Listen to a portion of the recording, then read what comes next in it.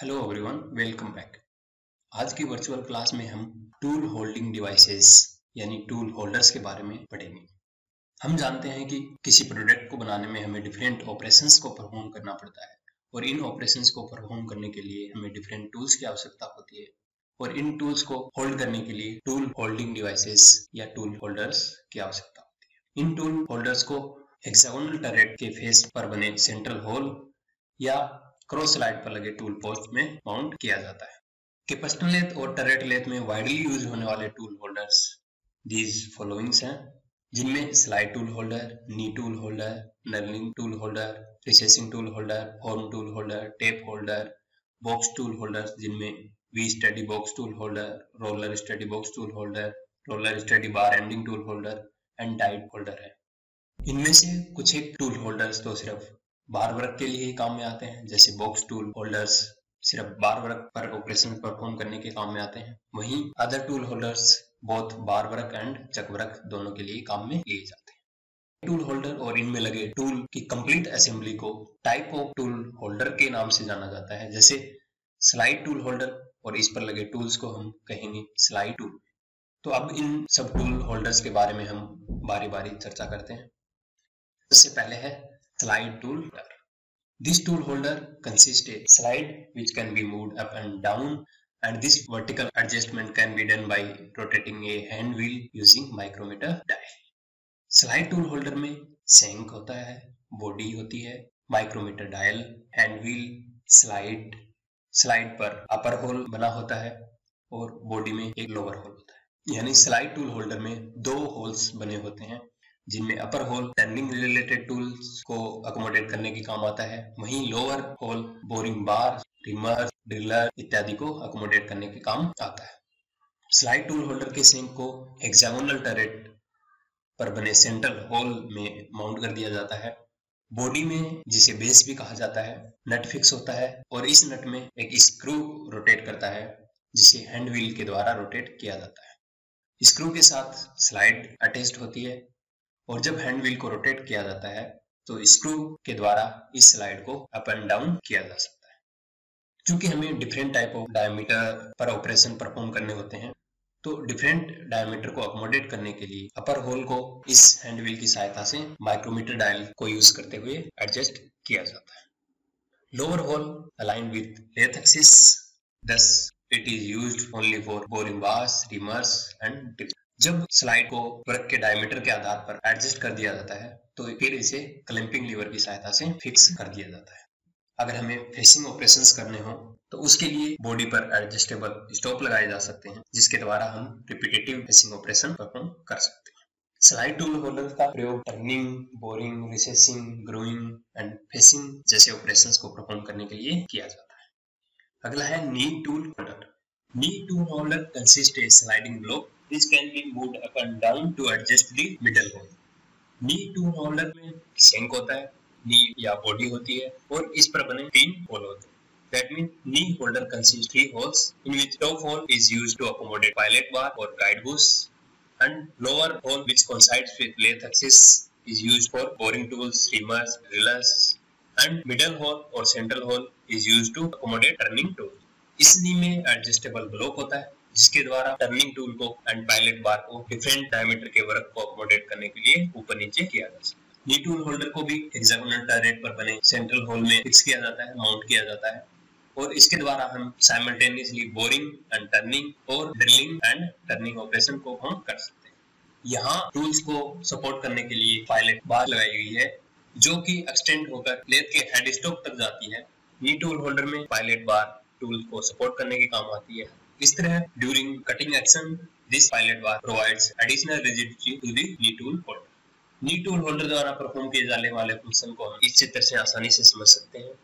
यहाँ ये चक है, चक में वर्कपीस को होल्ड किया गया है, जिस होल को एनलार्ज करना चाह रहे हैं, साथ ही एक्सटर्नल सरफेस को टर्न करना चाह रहे हैं। और हमने बोरिंग प्रदेश में पढ़ा था कि जब हमें कॉन्सेंट्रिसिटी की जरूरत होती है तब हम turning and boring simultaneously perform करते हैं या वन सेटअप में परफॉर्म करते हैं। तो नी टूल होल्डर के लोअर होल जो कि लेथ एक्सिस से कोइंसाइड कर रहा है पर बोरिंग बार लगी होती है, जिसमें बोरिंग टूल फिट होता है।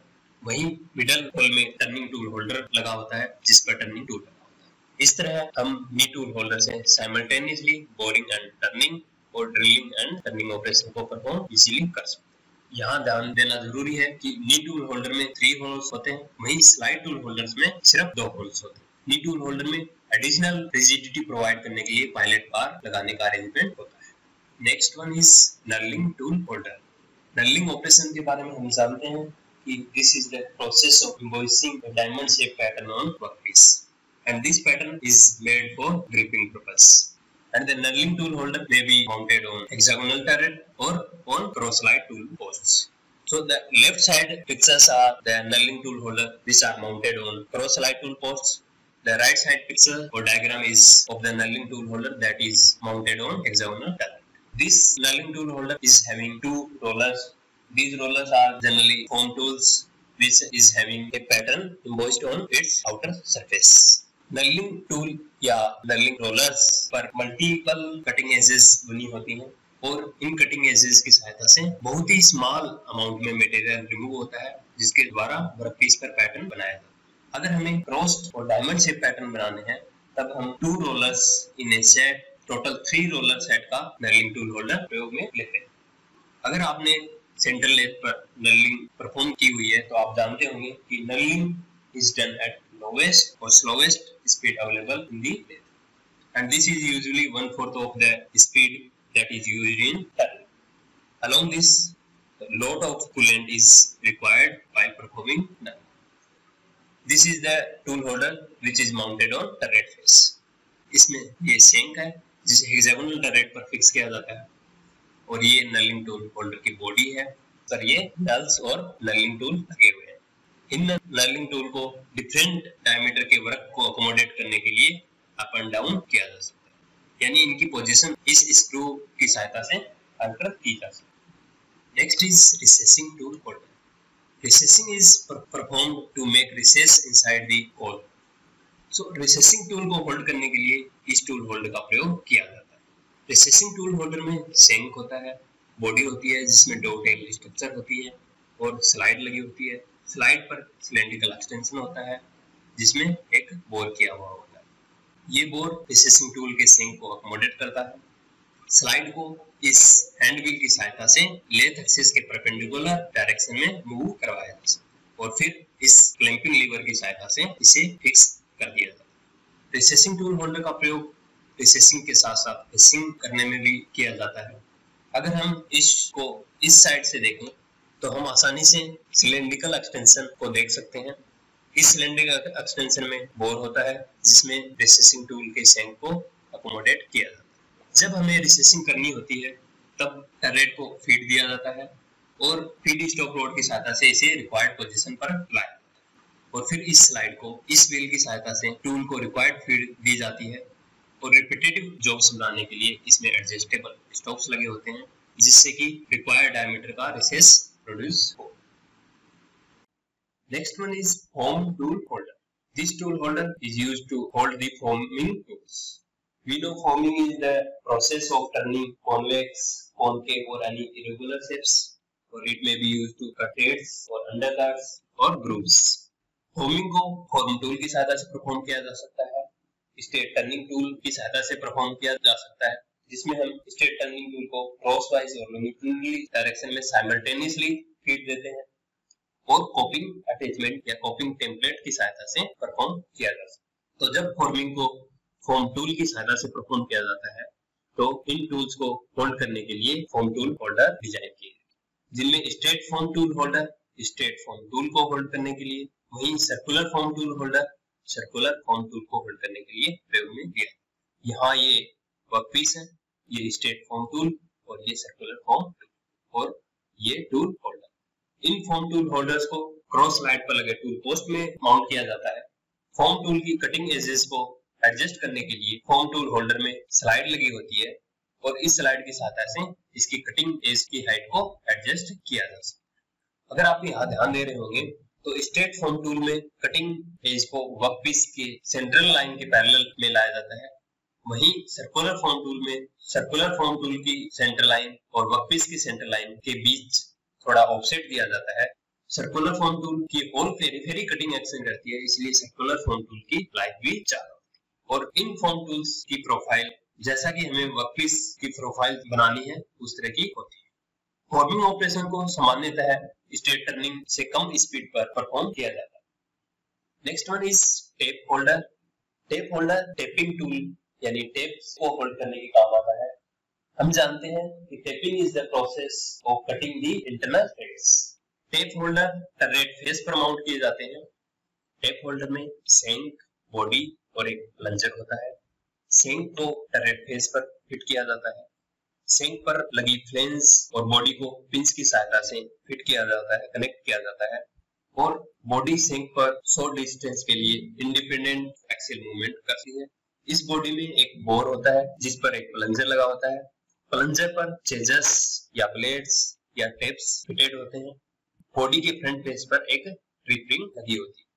जब टेपिंग परफॉर्म की जाती है तो required length of thread cut होने के बाद this trip ring butts against the rotating work. Rotating work के साथ ट्रिप रिंग की टक्कर होने से the axial movement of this plunger is stop. लेकिन चेजस अभी भी रोटेटिंग वर्क के साथ फॉरवर्ड मूवमेंट करता है, रोटेटिंग थ्रेड्स के साथ शॉर्ट फॉरवर्ड मूवमेंट करता है और इसके कारण चेजर कोलैप्स हो जाता है यानी रेडियली इनवर्ड रिलीज होता है, जिससे चेजस का ओवरऑल डायमीटर कम हो जाता है और ओवरऑल डायमीटर कम होने से this is released from work और देयरफॉर द चेजर और tap can easily be down as the turret moved backward. यहाँ चेजर सिंपली फॉर्म टूल है। अब समझते हैं बॉक्स टूल होल्डर्स के बारे में। बॉक्स टूल जैसे कि नाम से पता चलता है कि ये बॉक्स की तरह है, स्ट्रक्चर फॉर्म करते हैं। जब बॉक्स टूल होल्डर में लगे टूल को वर्क में फीड दी जाती है तो टूल होल्डर द्वारा वर्क को सम सपोर्ट दिया जाता है, जिससे कि टूल की कटिंग एक्शन के दौरान प्रोड्यूस होने वाले डिफ्लेक्शन या वाइब्रेशन से प्रिवेंशन हो सके। बॉक्स टूल होल्डर में टूल और सपोर्ट लगे होते हैं। ये दोनों जब कटिंग एक्शन प्रोग्रेस होती है तो वर्क को प्रैक्टिकली इनक्लोज कर देते हैं। That's why this class of tool holder is named as box tool holder. Box tool holder may be of balanced tool holder, V-steady box tool holder, roller steady box tool holder और bar ending tool holder. Balanced tool holder जो tool mount किए जाते हैं वो इस तरह arrange किए जाते हैं ताकि कटिंग के दौरान प्रोड्यूस होने वाला कटिंग थ्रस्ट एक दूसरे टूल के द्वारा ले लिया जाए। Balanced tool holder बहुत कम प्रयोग में लिए जाते हैं। Next type of box tool holder is V-steady box tool holder. अगर आपने जिग्स या फिक्सर्स के बारे में पढ़ा है तब आपने methods of locating the work पढ़ा होगा, जिसमें फिक्स्ड वी लोकेटर या स्लाइडिंग वी लोकेटर के बारे में पढ़ा होगा और ये वी लोकेटर सामान्य तौर पर सर्कुलर या सेमी सर्कुलर पीस को लोकेट करने के काम में आते हैं। उसी तरह इसमें भी सर्कुलर वर्क को वी शेप ब्लॉक के द्वारा सपोर्ट किया जाता है। V steady box tool holder में टूल होल्डिंग अरेंजमेंट लगा होता है और एक वी ब्लॉक होता है। वी ब्लॉक और टूल होल्डर एडजस्टेबल स्लाइड्स पर माउंटेड होते हैं, जिसके द्वारा डिफरेंट डायमीटर के वर्कपीस को मशीन किया जा सकता है और टूल को वी स्टडी के रिलेटिव एडजस्ट किया जा सकता है। यहाँ यह ध्यान देना जरूरी है कि V study box tool holder में लगा टूल वी स्टडी बॉक्स से स्लाइटली एडवांस मूव करता है, यानी टूल और वी स्टडी बॉक्स को इस तरह एडजस्ट किया जा सकता है कि टूल जब कटिंग एक्शन करता है तो यह वी स्टडी से स्लाइटली आगे होता है। इस वी स्टडी के दो फेसेस को इस तरह अरेंज किया जाता है so that bottom face is perpendicular to tool axis while top face is parallel to tool axis. और यह इसलिए किया जाता है ताकि अप और side thrust of tool can be taken by this we study. और वी स्टडी ब्लॉक एक अनदर साइज ऑफ वी के साथ भी प्रोवाइड किया जाता है, जिससे कि इसे रिवर्स कर डिफरेंट डायमीटर के वर्क को सपोर्ट किया जा सकता है। We study box tool holder सामान्यतः वर्कपीस की टर्निंग के लिए काम में लिया जाता है। बॉक्स टूल होल्डर का अगला टाइप है roller steady box tool holder. जैसा कि नाम से पता चल रहा है इसमें रोलर्स लगे होते हैं। Roller steady box tool holder की वर्कपीस की टर्निंग के लिए काम में लिया जाता है। इस टूल होल्डर में दो रोलर्स लगे होते हैं। These rollers are to provide support to work और इन रोलर्स को डिफरेंट डायमीटर ऑफ वर्क को अकोमोडेट करने के लिए एडजस्ट किया जा सकता है। कटिंग टूल को स्लॉट में माउंट किया जाता है और इसे सेट स्क्रू की सहायता से फिट कर दिया जाता है। These two rollers are positioned in opposite direction to the cutting tool so that these rollers can give support to work while seaming operation. These rollers also take up the cutting forces that are caused by cutting action and thus preventing the bending of machine surface. Due to this, heavy cuts can be made. Also, the diameter of work can be reduced in one cutting. यहाँ एक problem आती है कि कई बार chips roller में stuck up हो जाती हैं, जिससे वो वर्क को स्पॉइल कर देते हैं। कटिंग एक्शन को आप इस तरह से समझ सकते हैं। यहाँ ये कटिंग टूल है और इसके ऑपोजिट डायरेक्शन में दो रोलर्स वर्क को सपोर्ट कर रहे हैं। वर्क रोटेट करता है और यहाँ भी कटिंग टूल इन रोलर से स्लाइटली एडवांस मूव करता है। तो हमें कटिंग के लिए टूल होल्डर को सेटअप करते टाइम ये ध्यान रखना है कि कटिंग टूल रोलर से थोड़ा आगे होगा। इसमें टूल को वर्कपीस के रेडियली या टेंजेंशियली माउंट किया जा सकता है। जब टूल को रेडियली माउंट किया जाता है, then the cutting thrust acts through the weakest section of the cutting tool edge. और जब टूल को टेंजेंशियली माउंट किया जाता है, then the cutting thrust to be borne by the entire set. और इसके कारण टेंजेंशियली माउंटेड टूल्स को प्रेफर किया जाता है, जिससे कि हम हाई MRR यानी मेटल रिमूवल रेट भी ऑब्टेन करते हैं।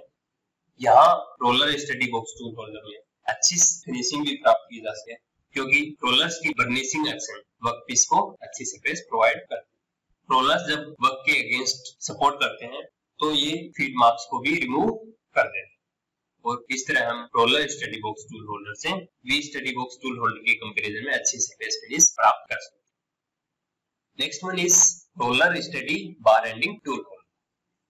ये भी बॉक्स टूल होल्डर का टाइप है। कई बार हम इसे बार एंडिंग टूल होल्डर भी सिंपली कहते हैं और ये सिमिलर है roller steady box tool holder के, यानी इसमें भी दो रोलर्स लगे होते हैं जो वर्क को सपोर्ट करते हैं और एक और टूल लगा होता है जिसे सेट स्क्रू की सहायता से एडजस्ट किया जा सकता है। Bar ending tool holder bolts, pins या रोड्स के एंड को फिनिश करने के काम में लिया जाता है। यहाँ यह ध्यान देना जरूरी है कि बार एंडिंग टूल होल्डर में रोलर्स टूल की रिलेटिव स्लाइटली एडवांस मूव करते हैं, so that they can take cutting pressure during the finishing of end of boards, pins or rods. The bar ending tool is simply a home tool for finishing the ends of boards. तो हमने देखा कि V study box tool holder और roller steady box tool holder में जहां tool V study box या rollers के relative slightly advance motion करता है, वहीं बार एंडिंग टूल होल्डर में रोलर्स टूल के रिलेटिव एडवांस मोशन करते हैं। Next one is die holder.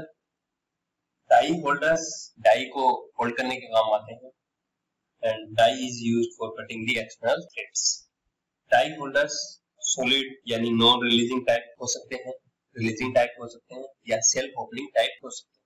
Self opening type die holders का प्रयोग ऐसे समय किया जाता है जहां जॉब कंप्लीट होने पर डाई हेड की रिमूवल क्विक होती है। ऐसा करने से प्रोडक्शन टाइम रिड्यूस हो जाता है, इसलिए self opening type die holders का प्रयोग अधिकाधिक किया जाता है। तो self opening type die holder यहाँ दिखाया गया है। This die holder consist a shank, a body and a blade ring. Shank को टरेट में फिट किया जाता है। शेंक फ्लेंज के साथ बॉडी से इन पिंस की सहायता से कनेक्टेड होता है और जैसा कि हमने टेप होल्डर में देखा, बॉडी शेंक पर शॉर्ट डिस्टेंस के लिए इंडिपेंडेंट एक्सियल मूवमेंट कर सकती है। बॉडी में स्पेशली इंटरनल प्रोफाइल का एक बोर होता है और इस बोर में ब्लेड रिंग फिट होती है। इस ब्लेड रिंग में कटे रेडियल स्लॉट्स में ब्लेड यानी चेजर और फोम टूल फॉर थ्रेड्स और डाई फिट की जाती है। जब हमें थ्रेड्स कट करने होते हैं तो डाई हेड को वर्कपीस में फेड किया जाता है और जब required length of thread cut हो जाती है तो feed movement of turret is stopped by the feed stop road. लेकिन थ्रेड चेजर या डाई वर्कपीस के ऊपर अभी भी स्लाइटली मूव करता है। इससे डाई होल्डर बॉडी भी वर्कपीस के ऊपर स्मॉल डिस्टेंस से मूव करती है, लेकिन फ्लेंज और शेंक स्टेशनरी ही रहते हैं। इसमें एक टेपर रिंग भी लगी होती है जो ब्लेड रिंग को इसमें फ्रीली रोटेट करने के लिए मजबूर कर देती है और जब die end in be edges पर आ जाता है तो डाई रेडियली आउटवर्ड ओपन हो जाता है और इससे डाई वर्कपीस पर कटे थ्रेड से रिलीज हो जाता है और then the die holder is pulled out by moving the turret back. इसमें हमें स्पिंडल को न तो रोकने की जरूरत पड़ती है और न ही रिवर्स करने की जरूरत पड़ती है। यहाँ यह ध्यान देना जरूरी है कि जब थ्रेड्स कट हो जाते हैं तब भी डाई या चेजर स्लाइटली मूव करता है। तो इसके लिए हमें जब फीड स्टॉक रोड्स को सेटअप करना होता है तो हमें पुलिंग आउट लेंथ भी ध्यान में रखनी होती है, यानी थ्रेड की लेंथ से स्लाइटली कम लेंथ पर फीड स्टॉक रोड को सेट किया जाता है। इस तरह हम कैपेसिटर लेथ या टरेट लेथ में यूज होने वाले डिफरेंट टूल होल्डर्स के बारे में जान चुके हैं। आपको यह ध्यान रखना है कि कौन कौन से टूल होल्डर्स टरेट फेस पर लगाए जा सकते हैं और कौन से tool holder cross slide tool post पर लगाए जा सकते हैं। इनके अलावा हम अभी बार स्टॉक या वर्क स्टॉक के बारे में भी पढ़ेंगे। बार स्टॉक या वर्क स्टॉक को भी टरेट फेस पर लगाया जाता है। आपको याद होगा कि जब हम बार इंडेक्सिंग मैकेनिज्म पढ़ रहे थे तब हमने देखा था कि बार वर्क में जब पहला प्रोडक्ट यानी पहला जॉब कंप्लीट हो जाता है तब नेक्स्ट जॉब के लिए बार को फॉरवर्ड पुश किया जाता है और रिक्वायर्ड लेंथ को प्रोजेक्ट करने के लिए बार स्टॉक या वर्क स्टॉक की सहायता ली जाती है। हमने देखा था कि बार स्टॉक टरेट फेस पर लगाया जा सकता है या ये स्विंगिंग टाइप का भी हो सकता है। तो हम यहाँ उस बार स्टॉक की बात कर रहे हैं जो टरेट फेस पर लगाया जाए।